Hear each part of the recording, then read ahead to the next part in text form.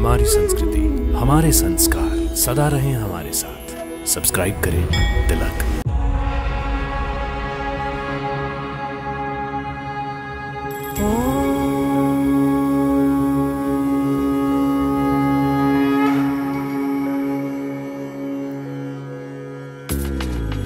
शुक्लांबरधरं विष्णुं शशिवर्णं चतुर्भुजं प्रसन्नवदनं ध्यायेत् सर्वविघ्नोपशान्तये। व्यासं वसिष्ठनप्तारं शक्तिः पौत्रमकल्मषं पराशरात्मजं वन्दे शुकतातं तपोनिधिं। व्यासाय विष्णुरूपाय व्यासरूपाय विष्णवे नमो वै ब्रह्मनिधये वासिष्ठाय नमो नमः। अविकाराय शुद्धाय नित्याय परमात्मने सदैकरूपरूपाय विष्णवे सर्वजिष्णवे। यस्य स्मरणमात्रेण जन्म संसारबन्धनात् विमुच्यते नमस्तस्मै विष्णवे प्रभविष्णवे। ॐ नमो विष्णवे प्रभविष्णवे। श्रीवैशम्पायन उवाच श्रुत्वा धर्मान् शेषेण पावनानि च सर्वशः युधिष्ठिरः शान्तनवं पुनरेवाभ्यभाषत। युधिष्ठिर उवाच किमेकं दैवतं लोके किं वाप्येकं परायणं स्तुवन्तः कं कमर्चन्तः प्राप्नुयुर्मानवाः शुभम्। ओ धर्म सर्वधर्माणां भवतः परमो मतः किं जपन्मुच्यते जन्तुर्जन्म संसारबन्धनात्। श्रीभीष्मोवाच जगत्प्रभुं देवदेव मननन्तं पुरुषोत्तमं स्तुवन्नाम सहस्रेण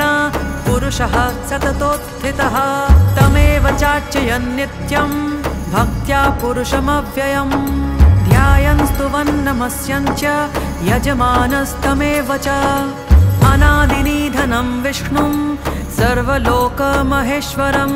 लोकाध्यक्षं स्तुवन् नित्यं सर्वदुःखातिगो भवेत्। ब्रह्मण्यं सर्वधर्मज्ञं लोकानां कीर्तिवर्धनं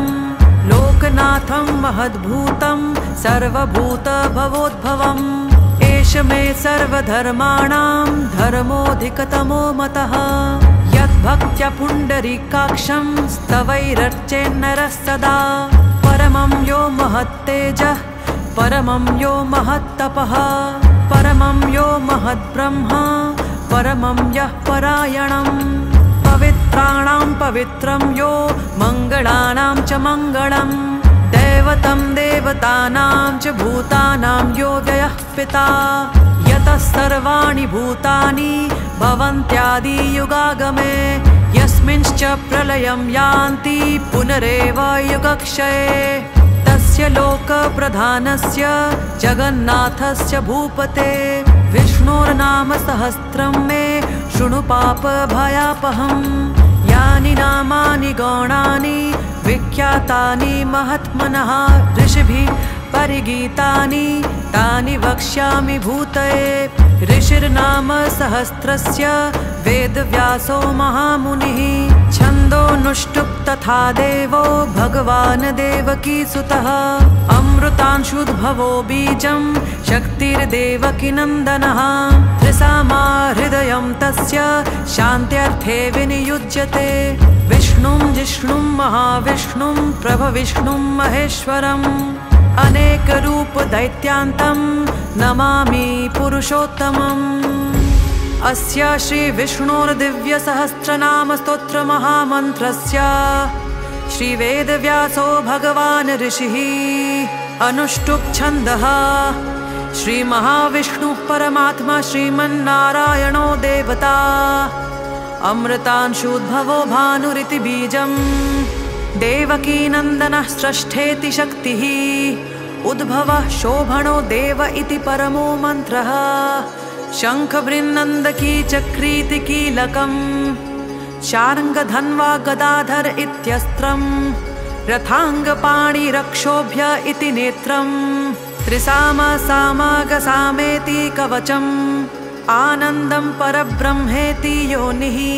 ऋतुस्सुदर्शनकाल इति दिग्बन्धः श्रीविश्वरूप इति ध्यानम्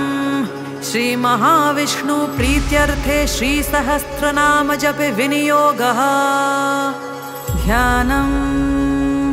श्रीरोदन्वत्प्रदेशे शुचिमणिविलसत्सैकते मुक्तिकानां मालाक्लप्तासनस्थ स्फटिकमणिनिभैर्मौक्तिकैर्मण्डिताङ्गः शुभ्रैरभ्रैरदभ्रैरुपरि विरचितै मुक्तपीयूषवर्षैः आनन्दीनः पुनीयादरिनलिनगदशङ्खपाणिर्मुकुन्दः भुः पादौ यस्य नाभिर्वियदसुरनिलश्चन्द्रसूर्यो च नेत्रे कर्णावाशाः शिरोधोर्मुखमपि दहनु यस्य वास्तेयमब्धिः अन्तस्थं यस्य विश्वं सुरनरखगो भोगी गन्धर्वदैत्यैः चित्रं रं रम्यते तं त्रिभुवन वपुषं विष्णुमीशं नमामि ॐ नमो भगवते वासुदेवाय शान्ताकारं भुजगशयनं पद्मनाभं सुरेशं विश्वधारं गगनसदृशं मेघवर्णं शुभाङ्गं लक्ष्मीकान्तं कमलनयनं योगिरिध्यानगम्यं वन्दे विष्णुं भवभयहरं सर्वलोकैकनाथं मेघश्यामं पीतकोशेयवासं श्रीवत्साङ्कं कौस्तुभोग्दासिताङ्गं पुण्योपेतं पुण्डरीकायताक्षं विष्णुं वन्दे सर्वलोकैकनाथं नमः समस्तभूतानामादिभूताय भूभृते अनेकरूपरूपाय विष्णवे प्रभविष्णवे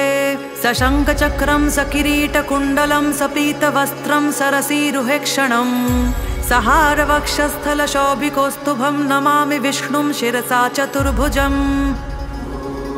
छायायां पारिजातस्य हेमसिंहासनोपरि आसीनमम्बुदश्यायं मायताक्षमलङ्कृतं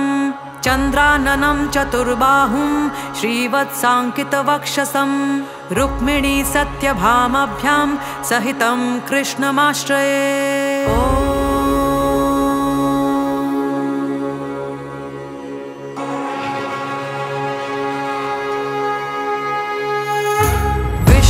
विष्णुर्वषट्कारो भूतभव्य भवत्प्रभुः भूतकृद्भूतभृद्भावो भूतात्मा भूतभावनः भूतात्मा परमात्मा च मुक्तानं परमागतिः अव्ययः पुरुषः साक्षी क्षेत्रज्ञोऽक्षर एव च योगयोगविदां नेता प्रधानपुरुषेश्वरः नारसिंह वपुः श्रीमान् केशवः पुरुषोत्तमः सर्वशर्वः शिवः स्थाणून् भूतादिर्निधिरव्ययः सम्भवो भावनो भर्ता प्रभवः प्रभुरीश्वरः स्वयंभू शम्भुरादित्यः पुष्कराक्षो महास्वनः अनादिनिधनो धाता विधाता धातुरुत्तमः अप्रमेयो ऋषिकेशः पद्मनाभोऽमरप्रभुः विश्वकर्मा मनुस्त्वष्टा स्थविष्ठ स्थविरो ध्रुवः अग्राख्य शाश्वतः कृष्णो लोहिताक्षप्रतर्दनः प्रभूतस्त्रिककुद्धाम पवित्रं मङ्गलं परम् ईशानः प्राणदः प्राणो ज्येष्ठः श्रेष्ठः प्रजापतिः हिरण्यगर्भो भूगर्भो माधवो मधुसूदनः ईश्वरो विक्रमी धन्वी मेधावी विक्रमः क्रमः अनुत्तमो दुराधर्षः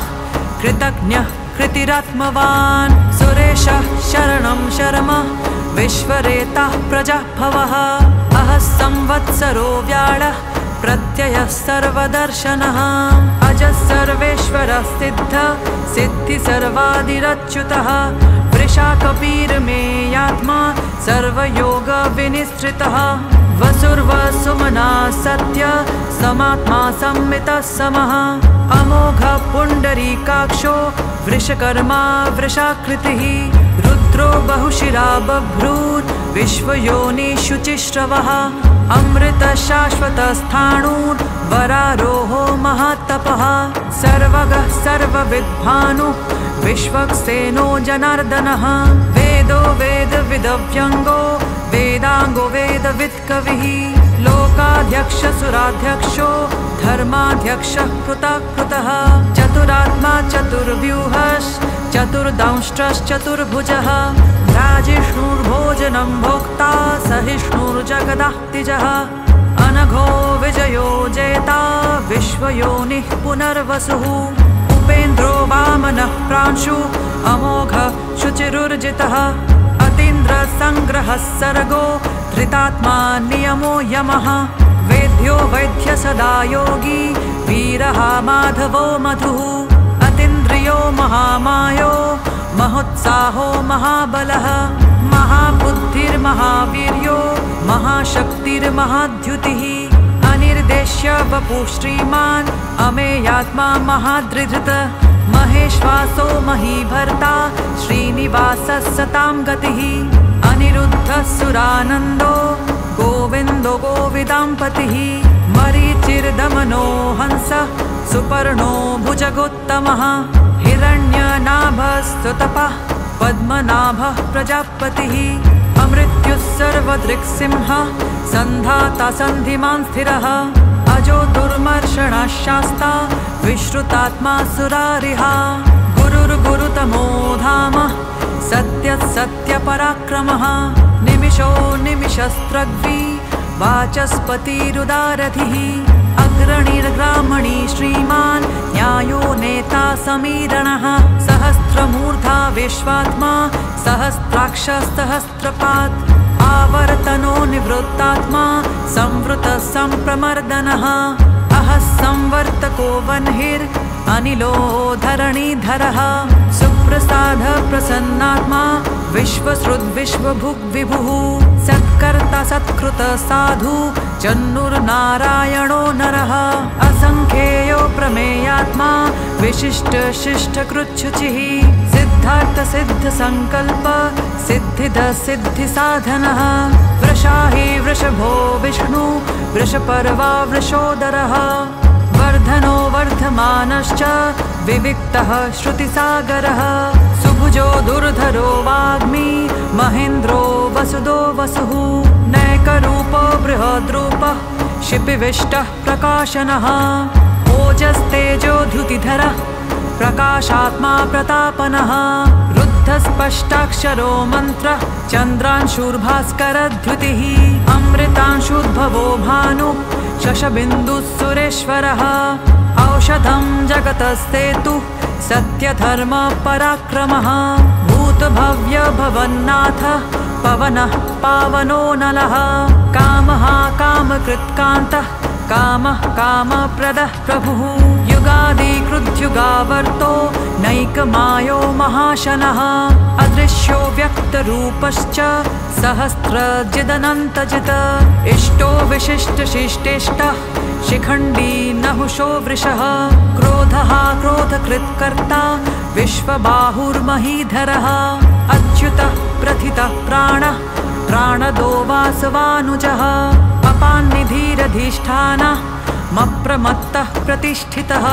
स्कन्दस्कन्दधरो धूर्यो वरदो वायुवाहनः वासुदेवो बृहद्भानु रादिदेवः पुरन्दरः अशोकस्तारणस्तारः शूरः शौरिर्जनेश्वरः अनुकूलः शतावर्त पद्मी पद्मनिभीक्षणः पद्मनाभोर्विन्दाक्षः पद्मगर्भ शरीरभृत महर्धिर्ऋद्धवृद्धात्मा महाक्षो गरुडध्वजः अतुलः शरभो भीम समयज्ञो हविर्हरिः सर्वलक्षणलक्षण्यो लक्ष्मीवान् समितिञ्जयः विक्षरो रोहितो मार्गो हेतुर्दामोदरः सः महीधरो महाभागो वेगवानमिताशनः उद्भवः क्षोभणो देवः श्रीगर्भः परमेश्वरः करणं कारणं कर्ता विकर्ता गहनो गुहः व्यवसायो व्यवस्थानः संस्थानस्थानदो ध्रुवः परग्धिः परमस्पष्टः तुष्टः पुष्टः शुभेक्षणः रामो विरामो विरतो मार्गो नेयो नयो नयः वीरशक्तिमतां श्रेष्ठो धर्मो धर्मविदुत्तमः वैकुण्ठपुरुषः प्राणः प्राणदः प्रणमः पृथुः हिरण्यगर्भः शत्रुघ्नो व्याप्तो वायुर्धोक्षजः ऋतुः सुदर्शनः कालः परमेष्ठी परिग्रहः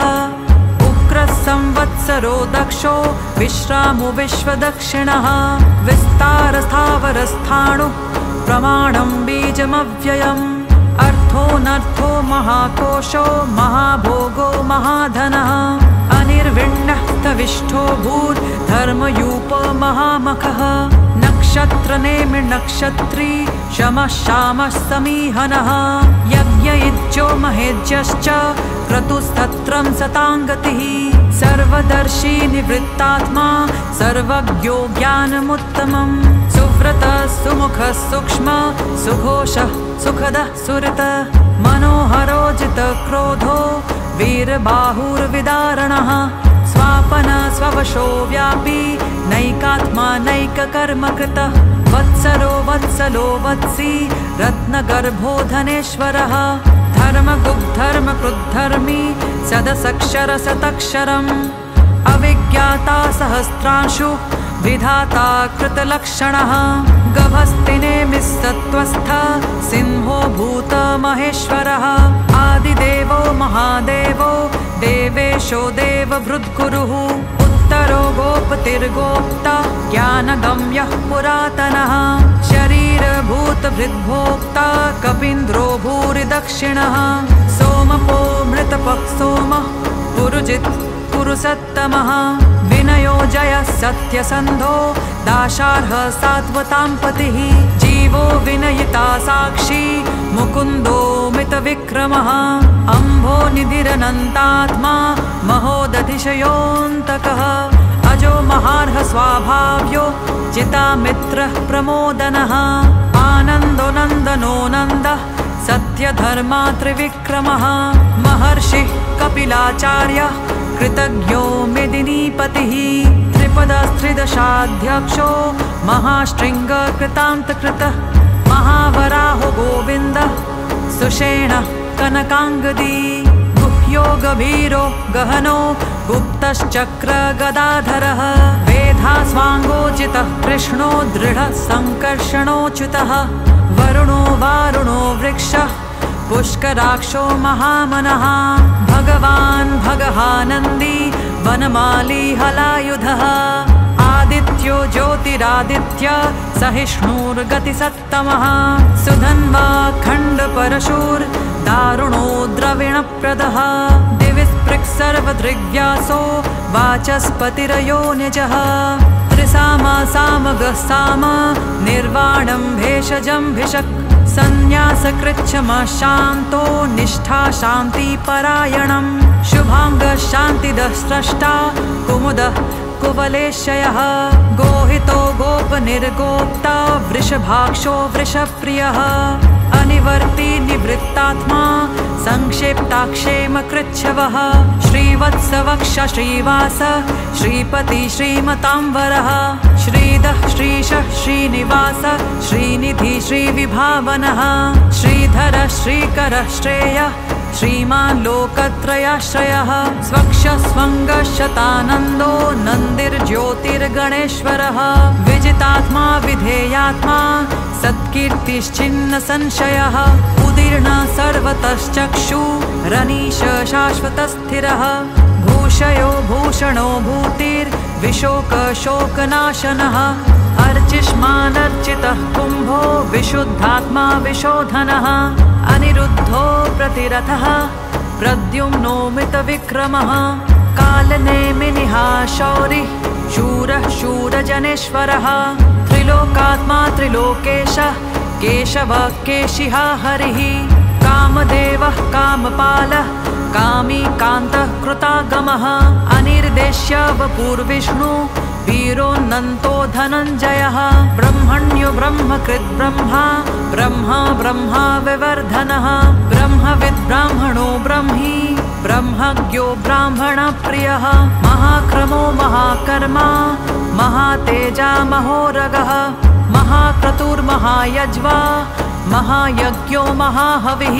स्तव्यस्तव प्रियः स्तोत्रं स्तुतस्तोतारणप्रियः पूर्णः पूरयिता पुण्यः पुण्यकीर्तिरनामयः मनोजवस्तीर्थकरो वसुरेता वसुप्रदः वसुप्रदो वासुदेवो वसुर्वसुमना हविः सद्गतिः सत्कृतिः सत्ता सद्भूतिः सत्परायणः शूरसेनो यदुश्रेष्ठः सन्निवासः सुयामुनः भूतावासो वासुदेवः सर्वासुनिलयो नलः दर्पः दर्पदो दृप्तो दुर्धरोऽथापराजितः विश्वमूर्तिर्महामूर्ति दीप्तमूर्तिरमूर्तिमान् अनेकमूर्तिरव्यक्तः शतमूर्तिशताननः एकोनैकः सवः कः किं यत्तत्पदमनुत्तमम् लोकबन्धुर्लोकनाथो माधवो भक्तवत्सलः सुवर्णवर्णो हेमाङ्गो वराङ्गश्चन्दनाङ्गदी वीरः विषमः शून्यो घृताशीरचलश्चलः अमानी मानदो मान्यो लोकस्वामी त्रिलोकधृत् सुमेधा मेधजो धन्यः सत्यमेधाधराधरः तेजो वृषोद्युतिधरः सर्वशस्त्रभृतांवरः प्रग्रहो निग्रहो व्यग्रो नैकशृङ्गो गदाग्रजः चतुर्मूर्तिश्चतुर्बाहुश्चतुर्व्यूहश्चतुर्गतिः चतुरात्मा चतुर्भावश्चतुर्वेद विदेकपात् समावर्तो निवृत्तात्मा दुर्जयो दुरतिक्रमः दुर्लभो दुर्गमो दुर्गो दुरावासो दुरारिहा शुभांगो लोकसारङ्गः सुतन्तुस्तन्तुवर्धनः इन्द्रकर्मा महाकर्मा कृतकर्मा कृतागमः उद्भवः सुन्दरः सुन्दो रत्ननाभः सुलोचनः अर्को वाजसनिः शृङ्गी जयन्तः सर्वविजयी सुवर्णबिन्दुरक्षोभ्य सर्ववागीश्वरेश्वरः महाह्रदो महागर्तो महाभूतो महानिधिः कुमुदः कुन्दरः कुन्दः पर्जन्यपवनो निलः अमृताशोऽमृतवपुः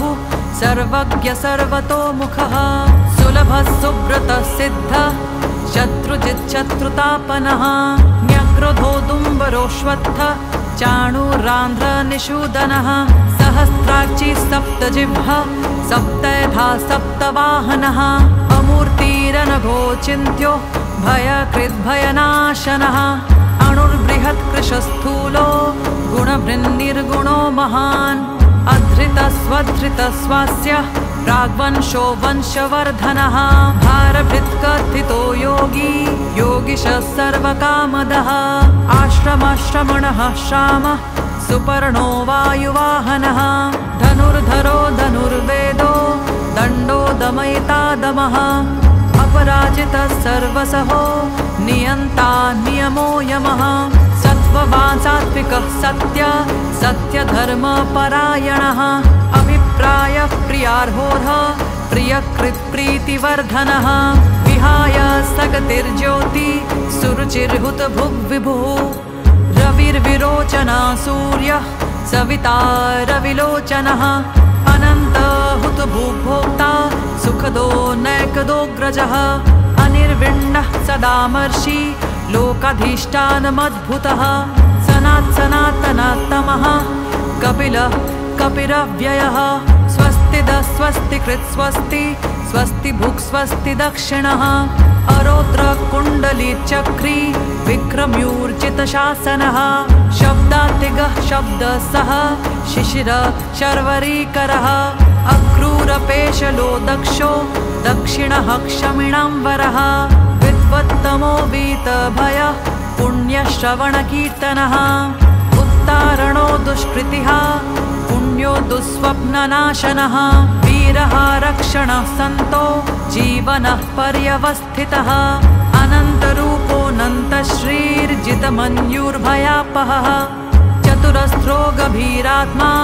विदिशो व्यादिशो दिशः अनादिभूर्भुवो लक्ष्मी सुवीरो रुचिराङ्गदः जननो जनजन्मादि भीमो भीमपराक्रमः आधार निलयो धाता पुष्पहासः प्रजागरः ऊर्ध्वगः सत्पथाचारः प्राणादः प्रणवः पणः प्रमाणं प्राणनिलयः प्राणधृत् प्राणजीवनः तत्त्वं तत्त्वविदेकात्मा जन्म मृत्युजरातिगः भूर्भुवः स्वस्तरुस्तारः सविता प्रपितामहः यज्ञो यज्ञपतिर्यज्वा यज्ञाङ्गो यज्ञवाहनः यज्ञभृद्यज्ञकृद्यग्नि यज्ञभुग्यज्ञसाधनः यज्ञान्तकृद्यज्ञगुह्य मन्नमन्नाद एव च आत्मयोनिः स्वयं जातो वैखानः सामगायनः देवकीनन्दनस्रष्टा क्षितीशपापनाशनः शङ्खभृन्नन्दकी चक्री शाङ्गधन्वा गदाधरः रथाङ्गपाणिरक्षोभ्य सर्वप्रहरणायुधः श्रीसर्वप्रहरणायुध ॐ नमो इति वनमाली गदिशाङ्गी शङ्खी चक्री च नन्दकी श्रीमान्नारायणो विष्णुर्वासुदेवोऽभिरक्षतु श्रीवासुदेवोऽभिरक्षतु ॐ नमो इति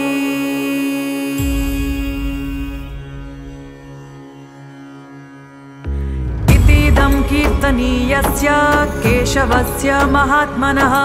नाम्नां सहस्रं दिव्यानामशेषेण प्रकीर्तितं ययिदं शृणुयान् नित्यं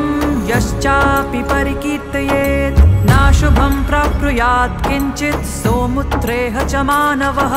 वेदान्तगो ब्राह्मणः स्यात् क्षत्रियो विजयी भवेत् वैश्यो धनसमृद्ध्यः स्यात् क्षुद्रसुखमवाप्नुयात् धर्मार्थी प्राप्नुयात् धर्ममर्थार्थी चार्थमाप्नुयात् कामानवाप्नुयात् कामी प्रजार्थी चाप्नुयात् प्रजा भक्तिमान् यः सदोत्थाय शुचिस्तद्गतमानसः सहस्रं वासुदेवस्य नाम्नां मे तत्प्रकीर्तयेत् यशः प्राप्नोति विपुलं ज्ञाति प्राधान्यमेव च अचलां श्रियमाप्नोति श्रेयः प्राप्नोत्यनुत्तमम् न भयं क्वचिदाप्नोति वीर्यं तेजश्च विन्दति भवत्यरोगो द्युतिमान् बलरूप गुणान्वितः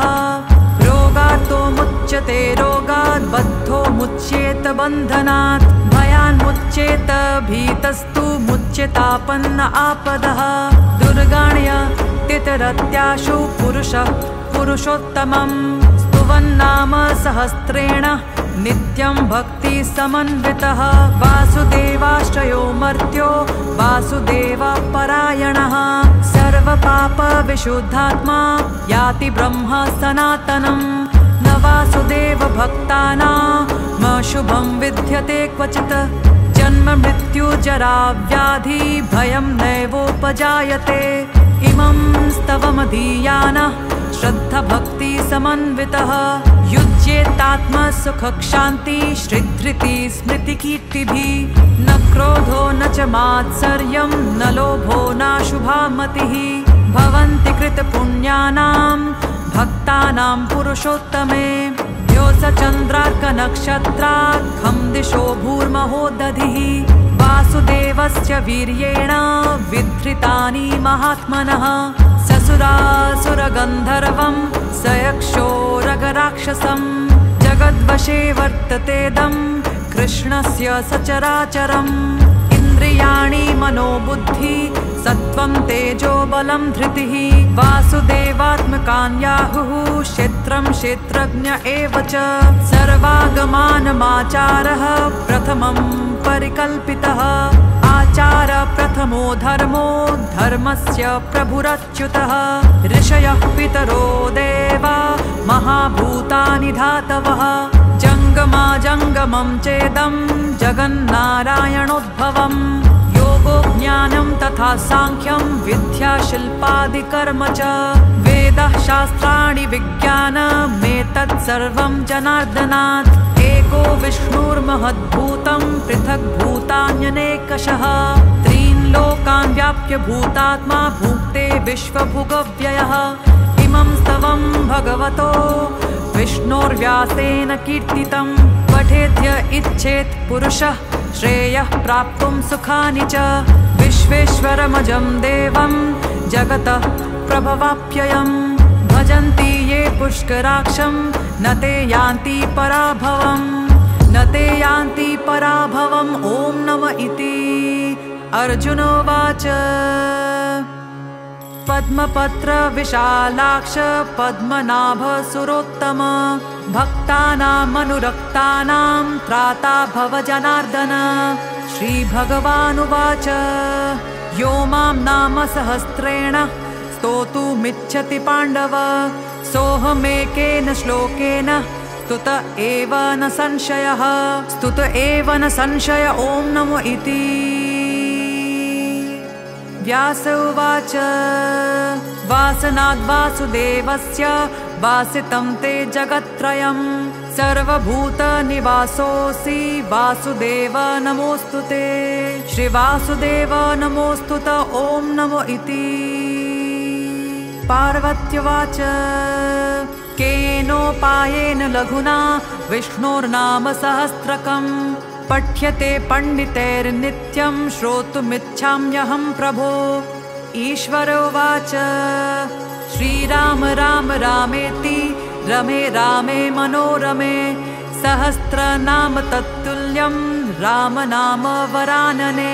श्रीराम राम रामेति रमे रामे मनोरमे सहस्रनाम तत्तुल्यं राम नाम वरानने। श्रीराम राम रामेति रमे रामे मनोरमे सहस्रनाम तत्तुल्यं राम नाम वरानने। श्रीराम नाम वरानन ॐ नमः इति। ब्रह्मोवाच नमोऽस्त्वनन्ताय सहस्रमूर्तये सहस्रपादाक्षिशिरोरुबाहवे सहस्रनाम्ने पुरुषाय शाश्वते सहस्रकोटियुगधारिणे नमः। सहस्रकोटियुगधारण ॐ नमः इति। संजय उवाच यत्र योगेश्वर कृष्णो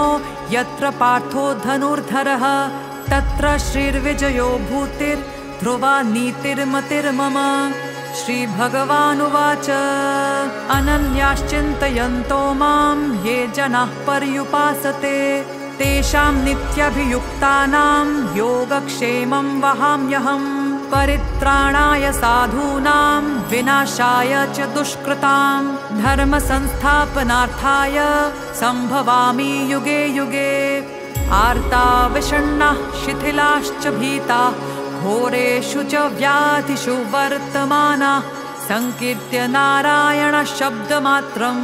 विमुक्तदुःखा सुखिनो भवन्ति। कायेन वाचा मनसेन्द्रियैर्वा बुद्ध्यात्मना वा प्रकृते स्वभावात् करोमि यद्यत् सकलं परस्मै नारायणायेति समर्पयामि। इति श्रीविष्णुसहस्रनामस्तोत्रं समाप्तम्।